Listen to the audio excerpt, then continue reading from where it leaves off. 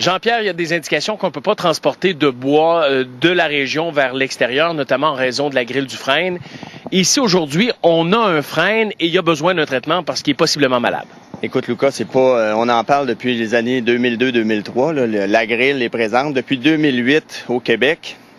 Là, on est avisé dans la région que présentement, on est vraiment au niveau non préventif, mais curatif. Donc, il va falloir faire des traitements contre la grille du frêne. Rapidement, de quoi ça a l'air, la grille du frêne, Lucas? J'ai une photo ici. C'est un petit insecte qui est vert métallique, qui mesure à peu près 7 à 8 mm de long. Puis, principalement, le dommage, c'est la larve qui se place sous l'écorce. Elle empêche la sève de circuler. Puis là, on se ramasse avec des symptômes. Là, ça commence avec le fendillement d'écorce. Disons que le canapé du feuillage devient pas mal plus clairsemé. Puis ça va aller jusqu'à la mort de l'arbre, là, carrément. Là. Donc aujourd'hui, on va effectuer un traitement pour la grille du frêne. Il y a déjà Bob qui est en train de percer quelques trous ici dans l'arbre. Explique-nous qu'est-ce qu'il fait. Donc c'est un traitement par injection. Le produit comme tel, Lucas, c'est un produit à base de... c'est un extrait de plante, le margousier. On le connaît sous huile de Nîmes. L'ingrédient actif, c'est de l'azadiractine. Donc, c'est tout simplement envoyé sous pression dans l'écorce pour que ça circule dans le phloème comme tel. C'est là que la larve se nourrit. Donc, ça va tuer la larve.